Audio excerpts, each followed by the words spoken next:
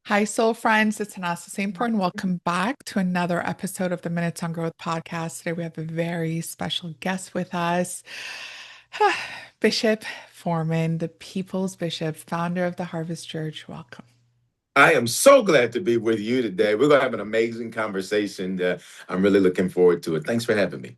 Of course, thank you for being on. And before we dive into all the powerful topics that we're going to discuss that I'm super excited about, I thought we could start with your journey if you're open to that, because we all know the leader you are today, but we're curious, like what shaped you? Was there a moment, a season? Oh, Oh, we want to know it all. this is good. So let's go back. Let's go back to like 21 years ago, right? Wing, Mhm. wing.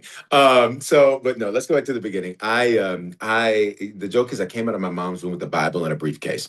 I had this affinity towards spirituality and business success, entrepreneurship. And what's amazing is these weren't things that I saw in Mhm. my family necessarily or saw in my bloodline. I'm the first pastor, first to achieve certain educational levels, first to achieve certain financial levels. And so the list goes on. I recognized early on I was different. And I Mhm. think sometimes the tendency is to demonize our difference, like something's wrong with it, like something's bad. This isn't good. Try to be like everybody else. I was different. I enjoyed being different. So I was the kid that was, I would make friends with the teachers versus the students because I was like, well, they got the power. So let me befriend them. Let me engage them. And so I was born in Denver, raised in Memphis, Tennessee, in this area of Memphis called Orange Mound. Mhm. It is a an area that a lot of the plight that accompanies inner city areas. It's there now. Immediately post Reconstruction and the time of enslavement in America for Black African Americans, it was hustling and bustling. It was an amazing part of the city. It was one of the many they call Black Wall Streets. And then just over time, due to policy, et cetera, it suffered the plight that many of those areas suffer. So as a kid, I saw gangs. I saw drugs. I saw dysfunctional relationships. I saw poverty. I saw lack. I saw drive-by shootings. For those that we don't even hear that term really much more, but literally someone in a car discharging a firearm, driving, trying to get someone, but you can be caught in the middle of that. I saw those things and I made a choice early on that I was just going to be different. Sometimes the gift we're given is the gift of seeing what not to be. Mm. Sometimes the gift we're given is the gift of seeing that you have choices and you can make different choices. And so that's sort of what not sort of, that's what I decided to do. I have an amazing mother who to this day is my biggest fan. After every message, after every accomplishment, she will send a text, she will send a message. She's amazing, amazing grandmother. But my stepfather, who was around in many of those early years, he was an abuser. He was a womanizer. He was a cheater. He was a lot of the things that you see in men that you say this isn't the type of man to be. Again, I view it as a gift. I was given a gift to say, "Don't be this, don't do that," and then when I met my biological father, years later in my teenage years, I thought, "Okay, this is great. This looks fantastic." And then I also saw some qualities, things I said, "Don't be this." Don't be that. So I literally like to describe it this way that the man that I am is a man that I built. I took different pieces of men that I saw, including some from my stepfather. I think there's lessons we can learn from everything we go through and everyone we're exposed to in life. And I took different pieces, put them together, and then created me. I love that. That's so Yeah. empowering. And it really, as you were sharing, I was thinking, wow, like you really took that experience and you drafted the narrative that felt the most empowering to you. Yes, yes. So I love how you said that, drafted the narrative. Because I think so many times we're given a narrative and say, this is what you are, this is who you are, this is where you've been, this is who you have to be. And the reality is, while that may be given to us, what we do with that is that's Mhm. completely our determination. Or I love your word. I'm gonna take your word, draft. We get to draft it. We get to decide. And I think that's the most liberating, empowering principle of life is that life isn't happening to us, it's happening for us. Now what we do with it determines what's next. I just decided I'm not going to be this, I'm not going to be that, I'm not going to do this. And so am I perfect? By no means. But am I what I beheld? No. Because often you become what you behold. I decided I wanted to be something different. So empowering, so powerful. Something you say often that I've heard is this distinction between being called and Mm. being comfortable. Hmm. How do you personally recognize your calling? And, for someone listening today, how can they discern the difference between the 2? Oh my God, I love it. So comfort are things that we enjoy doing. Hmm. Comfort are the things that we feel like this is, I know how to do this.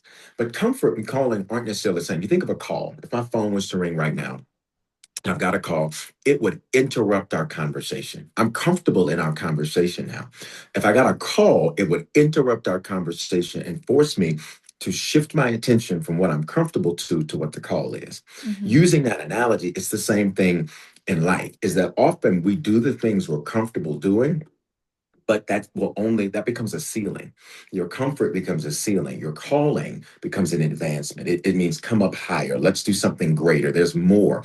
And it's not often comfortable. So, for example, as a kid, I was very shy. I'll be honest, there are moments to this day where I can slip into a little timidity and slip into a shy. But when I was a kid, I noticed when I got on stage, when I got in front of people, I would come alive. I was like a fish in water. But there was this dichotomy because on one hand, super shy. I remember one time in second grade, my teacher, remember, I'm friends with the teachers, right? So, Hmm. I mean, the teachers are like this. They knew I had this crush on this girl in one of the other classes. I was in second grade. I remember this like it was yesterday. Dunbar Elementary School in Memphis, Tennessee. And they said, "You like Kalila?" Kalila was her name.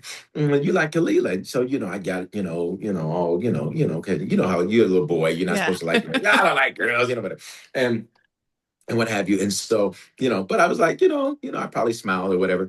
I was like, I do. They said, well, we're gonna let you go over there in her class. So I went over in her class. I'm sitting right behind her. And I said nothing to her. I didn't speak to her. I didn't say anything to her because I was like petrified. I was right around who I asked to be around, and I did nothing. Like that's how deep my shy was. Hmm. That's how deep that timidity was. But again, you put me on a stage that same year, Smuckers, jelly and jams and all of that most of us are familiar with, they needed a spokesperson for their brand. I was selected to be the spokesperson. So I get up and all the Smuckers executives and everybody from the company comes into Memphis, and there's a huge school. You got the newspaper, the TV stations, the entire student body. I get up and I do my thing. I do what I do. And then I get off that stage and I'm like, back to shy. My calling required me to become uncomfortable. And so often the thing that calls you is the thing. Think of a phone call that you keep hitting ignore, but it keeps calling you back. Hmm. That's the call. You keep saying, I can't do it, and it keeps calling you back. You keep saying, I'm not ready, and it keeps calling you back.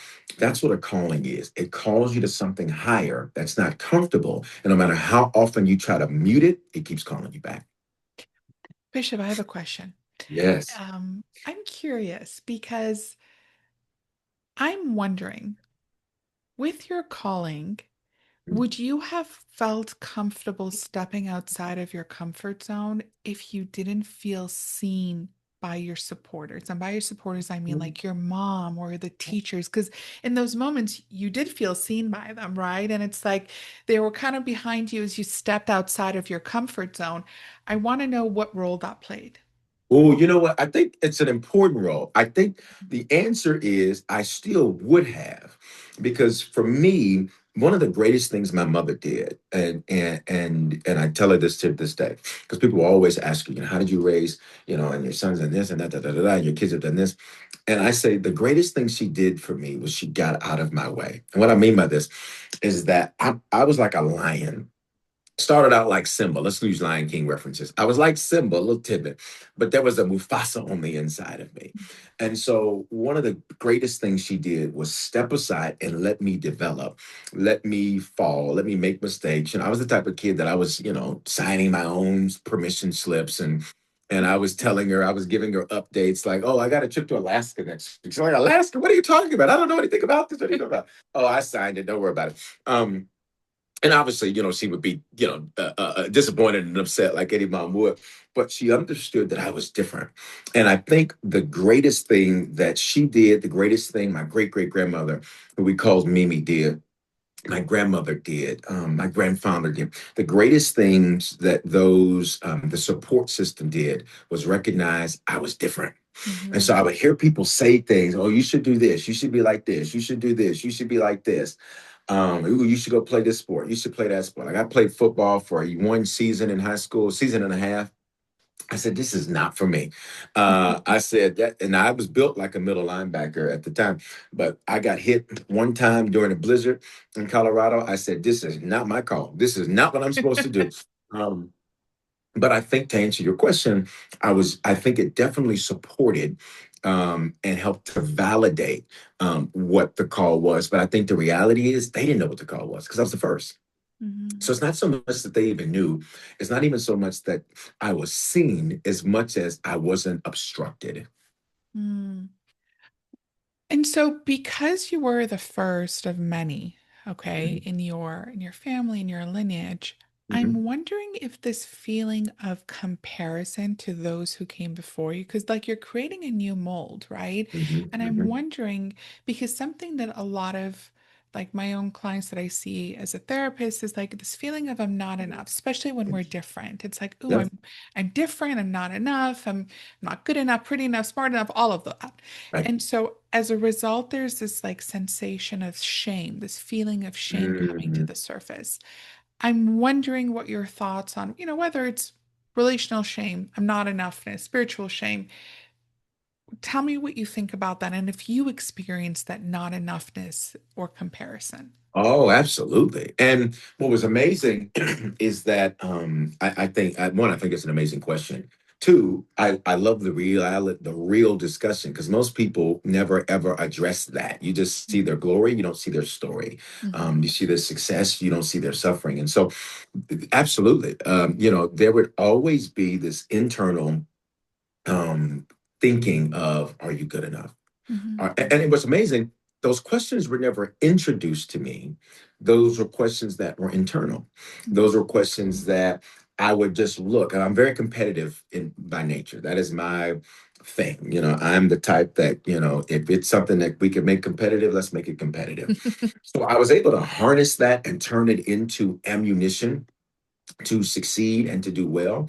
But then the question would come in, especially when things didn't go the way I wanted, when Mm-hmm. things didn't happen the way I thought they should, or you begin to compare your practice footage to somebody else's highlight reels. Mm-hmm. And you can say, well, how come that's not happening for me? And you can totally disregard all of your success, all of what you've done, all of who you are, because there's this comparison. So I think shame came, but shame only came. And the questions are you good enough? It came because I would compare, Mm-hmm. which was an internal thing, which I think factors into so many different things because it's not like I had a bunch of people telling me you're not good enough, you can't do this, you can't do this. It was this internal thing where those types of thoughts would develop. And how did you transmute those thoughts? I love it. One, as I mentioned, I took that and I adopted this philosophy. I'm in competition with yesterday's version of myself. Mm-hmm. So I'm always striving to get better. That is my journey. That is my life. The second was I said, live life as a student. So my entire journey became don't think you're the expert. I remember by the time I was 21, I built Denver's largest black-owned real estate finance brokerage, mortgage company. And so, build a successful business. The business is doing incredible. And over the weekend, not just my business, but the entire industry essentially collapsed. And then over the next several months, it's just a trajectory. And in that, I remember thinking, okay, this is crazy. How am I even here? Like, how did this happen? How did it happen so fast? And that's when I adopted that mentality, like live life as a student. Only the experts feel bad when they get things wrong because you're supposedly the expert. You're a student. Students make mistakes. Students mess up. Students don't get everything right. And so that helped me to enjoy my journey versus being so critical of myself in my journey. Because again, when you become this high achiever very early, then you always need the high of another achievement. Mm-hmm. And it's never enough. It's you do this and it's never enough. It is this insatiable thing. It's never enough. So then I began to step back and say, just be a student. And then I think the third thing, which I already made reference to, is just enjoying the journey. Like it's okay that my journey doesn't match somebody else's journey. It's okay that my progress doesn't match somebody else's progress. That was really helpful because I would be here. I was, a teenager comparing myself to 40, 50, 60-year-old people, 70-year-old people. Like, Mhm. what are you doing? They should be further ahead. They should have more. They should do more. I think in today's culture, social media exacerbates that Yes. because you can often begin to get in a comparison trap between people who are literally posing to post. They set the stage to take the picture. So you don't even know, one, that that's valid, what you're trying to compete with. Number two, that's not your journey. That has nothing to do with you. That has nothing to do with what, back to calling, what you're called to do. If their phone's ringing, let them answer their phone. If your phone's ringing, you got to answer your phone. I love that. I love that. And it's like often I say my overnight success just took around 15 years, because that's what we see on social media, these overnight Right. successes, but we don't see the behind the scenes and Yes. their struggles and their journey. Yes. And I think appreciating that, one Mhm. of the things I learned to love to hear is exactly what you said, people's journeys. So, some people like to hear all the great things people did. I could care less about that. I want to hear how you hurt. Mhm. Tell me about your pain. Tell me about when you wanted to give up. Tell me about when you were like, I don't even know if it's worth it. Tell me about when you were ready to give up. Because what that does for me is it normalizes the human experience. I don't care who you are, what you do, where you've been. We all are subject to the human experience, and that human experience requires us to go through some gutters. It requires us to go through some valleys. It requires us to deal with some challenges. It doesn't matter who you are. Mhm. So you either have a I'm going through it or I'm growing through it mentality. I chose, and always strive to choose the latter. I love that. I love that. Um, One thing that I deeply resonate with in your messaging is this notion of being whole versus broken, and how you say, we can't lead from brokenness. And I was actually sharing this on a podcast interview with um, Michael Beckwith last week of, self abandonment for me is allowing someone to see me through the lens of being broken when I am Mm, whole, regardless of my mistakes, right? I can mm, make mistakes as a whole person. mm. So I'm curious about your take on that and how those two kind of align. I think so. And I think, wholeness I think it's a journey and I think it's a different definition for every person. So when Mhm, I look at it, I like this. There's this biblical word, which just means peace, but it's shalom, nothing missing, mhm, nothing broken, nothing lacking, all is well. To me, that is the entirety of what wholeness looks like for me. There's nothing missing. And somebody might say, mhm, well, no, but in this area, there's something missing. I often say, and this is my approach, well, look at it again. Because maybe what you think you're missing isn't missing. You've just convinced yourself you need something there. You don't. Nothing is lacking. Everything you need, you have, even if it's in seed form. So a person may say, well, I lack the resources for this. Yep, but you got the seed of Google, ChatGPT, this podcast, therapists, coaches, pastors, teachers, what have you. You've got everything you need. Nothing is broken, mhm, meaning that perhaps and this saying helped transform my life. Sometimes the way we imagined it would be is ruining how good it is. So for me, nothing is broken. It's like this is the best way for it to be right now. mhm, That frees me because then you stop kicking, fighting, and screaming for this thing to be different instead of recognizing this is the best way for this to be for me right now. There's lessons in this. So my thing is I always look for the good in it. I look for the God in it. So even if it frustrates me and wants, makes me want to pull out my hair if I hadn't been cutting it off since I was 16 and bald, like it's nothing is broken and all is well. That is a choice. I get to choose my emotions. Most of us serve our emotions mhm, instead of our emotions serving us. So the way I do it is it's kind of like a buffet. All of these emotions are available. Now I'm a human being, so I gotta walk past it. Right? I gotta smell it. You every now and then I'll get a craving to go to a buffet.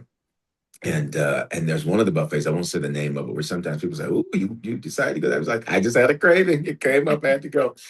Now I walk past pizza, you walk past, bourbon chicken, you walk past a salad bar, there's clam chowder, there's Chinese food, Oh, I'm there's hungry now. dessert. Right, I know, me too. There's all of these things, but I don't have to put it on my plate. Mhm. And I think that's for me, that was how I recognized all is well. I don't have to eat that. So sure, I'm frustrated now, but being frustrated is just, it's a signal emotion. It's just telling me go do something about this. So I don't have to stay here. I don't have to sit here. I don't have to live here in this place of frustration. I can do something about it. And I think for me, that's when I view wholeness. I view it through the lenses of that word. And when you talk about brokenness, brokenness is anytime I choose different outside of nothing missing, nothing broken, nothing lacking, all is well. And every time I choose outside of those four core beliefs, every time I choose outside of that, that's an element of brokenness because essentially what I'm doing is I'm breaking how good it is to get something that I think that I need that I don't need. Hmm. I love what you're sharing, and it's very much aligned with my own beliefs. But I love that. something people often ask me is, okay, because I also believe that, life is happening always for me. And when something Yeah. happens, I Yeah. always pause and I say, what a pleasure. Even if it feels uncomfortable or something that I don't want, like something is needing to be birthed in this moment, and I'm just a vessel for that Ooh, transformation. I love that. Thank you. And so people ask me, how do you know for certain that the universe is, divinely protecting you and guiding you? And I'm like, I personally don't know with Mhm. 100% certainty, but would you rather live with a belief system that life is happening for you or to you? That's my response of the Mhm. choice Mhm. of, I choose to live in a world that feels safe and empowering and expansive to me Mhm. and my nervous system. I'd Mhm. like your take on it of like, Well, I love that. how do you know? So to me, it's I have the opposite of paranoia. It's Mhm. pronoia. Ooh. Paranoia says there is this conspiracy against you. Everything is out to get you. Pronoia says there's a conspiracy, but it's for me. Mm. I connect that to this scripture, one of my favorite scriptures. It's in Romans 8:28. It says, and we know that God causes all things to work together for our good. So for me, how do I know for certain? I'm a receipts, I'm a data driven decision maker, right? Mhm. So, a lot of people think that data and the divine have to be like separate, like you can't, like you have to disregard data in order to deal in divinity and deal with God. I totally disagree. I go back and I look at the data, and the data tells me that all things have always worked out for my good. I've Mhm. always come out on top. Even when I thought was a loss, ended up being a win. Even when I thought was a valley is just in between two mountains. So it was just my transitional phase. My data tells me that I can tell you I am being protected, directed, all of the above. But it's a mindset shift. So Mhm. how do I know for certain? The data tells me. So for me, I can be certain about that because if I look back over my life, the data reflects that. I can look back to yesterday and the data reflects that. I can look at today and the data reflects that. So I think for some, it is stepping back to say, just look at your life. Mhm. Look at the data. And the data shows that no matter what you've been through, you've won, you've overcome. Well, you didn't know what I had to go through, but listen to yourself. What I had to go through, had is the operative word there. You're not in it anymore. You got past it, you got through it, you got over it. It's it's to me, again, there's another scripture, as a man thinks in his heart, so is he. Thinking heart in scripture, Old Testament is this word leb, L-E-B, New Testament is this word cardia. Both of them mean mind. As a man thinks in his mind, so is he. So if you invert that, as a man is, so are his thoughts. So everywhere you look, there you are. So for me, I have chosen to believe because the data tells me everything always works out for my good. Oof. Love it, love it. Now here's my question. You say this often as well. Delayed doesn't mean denied. And so for those who are in the season of waiting, right? And the where life feels like a pause, Mm-hmm. What can help us stay grounded, faithful, disciplined, and to just trust? Yes. Pauses are for preparation. Mm. Stagnation is for acceleration. Setbacks are set ups. Mindset shifts. And I would even add, delay doesn't mean denial, that every delay is to your benefit. Mhm. Um, I have looked at things that I wanted to have happen at certain points in time. And again, that's my personality. I told you it's the Mufasa. So I'm like, I wanted it yesterday. You're talking about tomorrow. I wanted it yesterday. Like, why are we talking about this today? This isn't done yet. And what I've discovered is that anytime there's a pause, it's for me to prepare. There's something I am supposed to get ready for what is manifesting, what is going to be present in my life. It is actually a gift. It's a gift to you so that when you get that or get there, you know what to do with it. Mhm. So many people, for example, say, you know what, for example, if they're single, they just can't wait to get married. They just can't wait for their spouse. They're just looking for the right person, all that. But often I will then say, in coaching or one on ones, I will say, so tell me, so are you ready for what you said that you want? Like you said, you want, if it's a lady, you want this type of man, bam, bam, bam. If it's a gentleman, you want this type of whatever. It's the type of spouse you want, type of partner you want. All right, great. Are you ready for that? And then when you begin to do the unpacking, you're like, oh, wow. Oh, I didn't think about that. Oh, I said, so you're so anxious for something that you're not even ready for. The pause was to give you the opportunity to prepare. A setback, it's like a bow and arrow. The only way to launch something forward is I got to pull it back and then I got to launch it forward. I actually have right over here, there's somebody bought me a slingshot. And it's so amazing because you got to pull that thing way back in order to get that thing to go forward. So when we experience those setbacks in life, right? Like, oh, why is this happening? No, mindset shift. There's something in this that's a setup for me. Mhm. And in fact, the tension of the setback and the pullback is actually what accelerates me forward. So the further back I get pulled, the further I'm going to go. So I've learned to view things that way. It's like, okay, this was a setback. This took months. This took years. This took longer than I expected. So that launch is going to be greater. And again, it's not just wishful thinking. The data shows me that. Mhm. I remember when I was building, for example, the one of the businesses that I mentioned a moment ago. When I got into that business, I was the number one producer in the company. Here's the problem: nothing was closing. So I had the top numbers, but none of the deals were closing. They were sitting around forever. And I literally remember driving down the street. I said, how am I the number one producer and none of these deals are closing? This is not making money.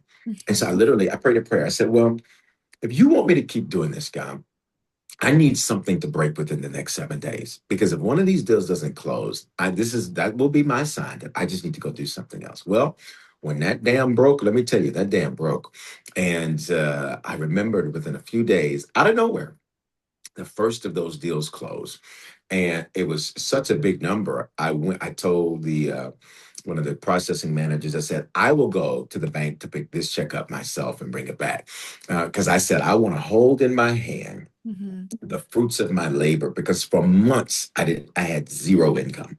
For months I had nothing coming in. And I said this delay, this setback was really a setup. So over the next few months, I not only was I the number one producer, but the income that I produced shattered every record, shattered everything in the area. I look at when we planted the church. Week one, Denver is 46 out of 50 for lowest church attendance in the nation. Now we've moved our headquarters here to Atlanta now, and we'll be launching here shortly. But like Denver's the worst place. If you're gonna start a church, like why would you start a church where the numbers are like 46 out of 50 for the lowest? Week one, we have over 100 people. And that's only because I stacked the room with every dancer, every singer, everything you could. I mean, if you could twirl, I'd be like, come on, you come on, church. All these people went to other churches. And the next week there were 7 people. We persisted. And to date now, well over 12,000, almost 13,000 professions of faith or converts. This year alone, as the time you and I are talking, almost 1,700 so far this Wow. year. I look at that and say, all of the lessons that were learned, the delay was for my benefit. So I think for me, that's really where all of that comes into play. Is that how do I remain grounded? How do I remain faithful, consistent, all of that? Again, I go back to the data. The data shows me the pause is for preparation, the setback is a setup, and the stagnation is really for acceleration. I love that. I love it. I love it. And I want to kind of apply to relationships if you're open to it. Um, Sure.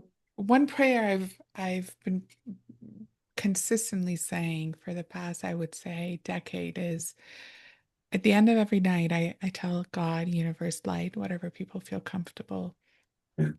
with the terminology. For me, it's God and universe is if my partner is not right for me, remove Mhm. him in the best way possible.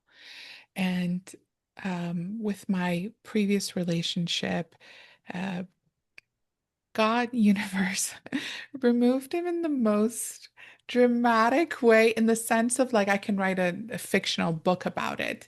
Oh, But wow. I was really protected in a way that still to this day, my parents are like, angels came and literally removed you and brought you on the other side of the world to protect you. And so I really believe in that prayer for me.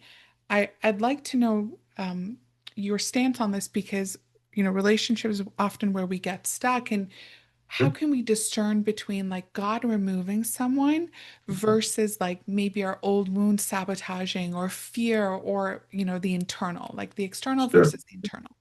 I love it. The way I like to view it is like this: when it's God, you have no control over it. Hmm. And there's the distinction there. I'm saying that Southern coming out. There's the distinction. There's the distinction is that when you have no control over it, when they, and just I'll be pragmatic about it. When they ghost you without like what happened, what happened. When things turn in such an abrupt way and you have no control over it. Let's be clear. We have no control over what other human beings do in the first place. But it's divine, it's God when you have no control over it. It might be you, and might be is the operative phrase here. Might be you when it is something you literally have control over. And I've noticed that it's typically one of three things. One, it is because we're trying to convince ourselves that this is the right fit instead of it being a flow. You have to talk yourself into why you should stick with this person or why you should keep going with this person. Often it's you're answering your own question. It's not a fit. Like when you go, and I look at it this way, again, I'm going to go back to my phone. I love props. I love it. I'm a teacher, so I love to teach. I love props, right? So this phone, this case, it fits the phone. I don't have to, pray over it. I don't have to, do anything special. It's a fit. I think relationships are the same way. When it's the right fit, Hmm. it clicks. There's a flow. It doesn't mean there's not challenges. Doesn't mean there's not going to be things you have to work through. That's human nature. That's human beings. But that's very different than everything is a challenge. Yeah. Everything is an issue. Everything requires like, we gotta, I often tell people that if y'all need relationship and couples counseling and therapy and all of that early, extremely early on, that's your answer. And I think that's wise to get that, but it's also your answer that maybe this person will be a lesson, not a lifetime. Mm. And I think so. One, people try to talk themselves into a fit. Number two, I think often the challenge that people have when it comes to relationships is that they're in a present relationship with past patterns and behaviors. And you made reference to that. Yeah. So what I like to do, even for myself, is I don't bring any preconceived notions. Everybody gets a clean slate. Everybody gets a fresh start, including me. So I Hmm. like to interrogate previous relationships. Like, okay, so what happened? What went wrong? Where did this go? Where did that go? Where did that go? And I like to ask those questions. I think many people, when they're dating, don't like to ask those questions. They say, oh, let's just move on. Let's not talk about the past. I'm very different. Hmm. And I'm very different in terms of the timing. Some people say, oh, don't wait to talk about that stuff until later. 6 months down the road is too long. You've invested 180 days. That's a lot of investment. I want to know that stuff on the front end. So now tell me why you're single. Now tell me what happened. Tell me about your. Well, I don't want to talk about it. To me, anybody that doesn't want to talk about their past is about to repeat it. Anybody that doesn't want to address their past is somebody that has not dealt with it. And a lot of times that's your answer. It's like, well, I can't. Unhealed people only hurt people. Right. So if they haven't processed that, dealt with that, there's that. And third and final thing, I think, when it comes to relationships, how do you know it's divine versus you? I think the third thing that many people are trying to do is apply a pressure to themselves that is not there. Yeah. Oh, I'm getting old. I was talking to a friend of mine the other day, and he's 54 or something like that. And he doesn't look it at all. He looks like he's maybe 22. And he's taking great care of himself. And he said, I'm probably just going to do this. And I thought, listen to how you're saying that. It's like, I'm probably just gonna get with her because dot dot dot dot dot, and then here was his reasons. Well, I'm getting older and I don't want to be alone. I said, I want you to listen to yourself. I said, do whatever you want to do. I'm gonna support you. I said, but I'm also gonna tell you the truth. I said, that's what friends are for. I said, you are negotiating. That's no way to go into a relationship where Mhm. you have negotiated. You're putting a pressure on yourself Right. to make a deal where you don't have to make a deal. I said, who says you have to? Now, if you want companionship, that's great. But if you do, I think it this way: if we do anything from a place of thirst, we will get anything to quench that thirst. Yes. So even if you don't like fast food, you will stop to get fast food because you feel like I have to because I'm thirsty. And then you'll be disappointed with it because after you have the meal, you'll be like, why did I do this? I think the same is true with relationships. If you're not doing it from a place of I'm healed and I'm whole, I Mhm. want a healed, whole person. Doesn't mean there's not issues, doesn't mean there's not things you gotta work through, but we don't have to deal with that drama. We don't have to deal with that drama versus thirst. I think that's what happens. And the statistics tell us 50% of first marriages divorce, 67% of second marriages, 73% of third marriages. And those stats are pre coronavirus. So who knows Right. what the new stats are? I haven't even looked up to see, to be honest. That was really, really, really impactful. Thank you for sharing those stats. Sure, sure, I loved it. Um, I want to kind of just shift gears, try and be mindful of time, just shift gears sure, sure. on legacy, criticism, resilience, because every leader is misunderstood at some point. And when you're visible, you're vulnerable. So I'm Okay. wondering, like, in seasons of criticism or projection, like we were just talking about, Mhm. how do you stay grounded? And when you think of legacy, what do you hope people will remember from you? Ooh, I love that. And these are simple answers. One, I'll actually answer the second question first. For legacy, I want there's that adage that says, on a tombstone, you have the year you're born, the year you exit the earth, and the dash. The dash is the smallest piece on there, but it's the most significant piece. I want my dash to be that man used his life to change lives. Mhm. That man left a mark in the earth where he's gone, but what he did still speaks. That'll be through the messages, that'll be through family, that'll be through business, all the different things that I've done. To where I always say this, and I say this to anybody that ever comes into my life: you will exit my life better, period. No one comes around me and doesn't exit better. Now, you may never exit, but whatever this is, whether it's friendship, business, whatever, you will be better. I lead with the intention of adding value. And to be honest with you, it is I try not to do it because sometimes it's second nature.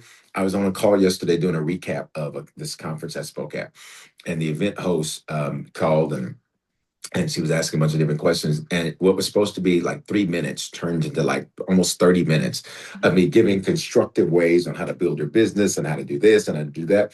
And I got off the call and I said, what are you doing? I said, that was not what you were supposed to do. I said, that's me.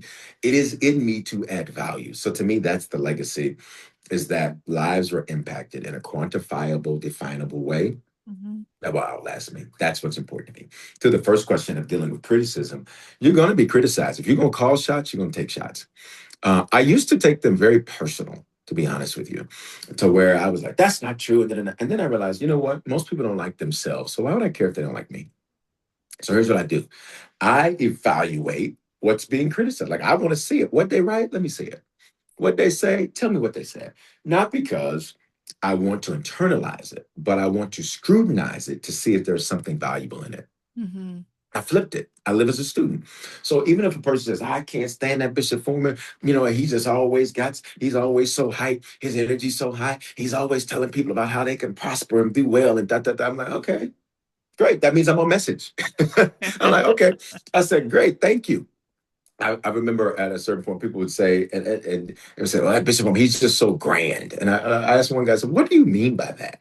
Oh, Hmm. everything with you is just, it's always, it's always, excellent, and always, you got to always, it's over the top and always really good. I said, and that's supposed to be a negative critique. I said, actually, thank you. I like that. I said, Bishop Foreman is grand. I said, this is good. I like this. I said, I love it. I interrogate it.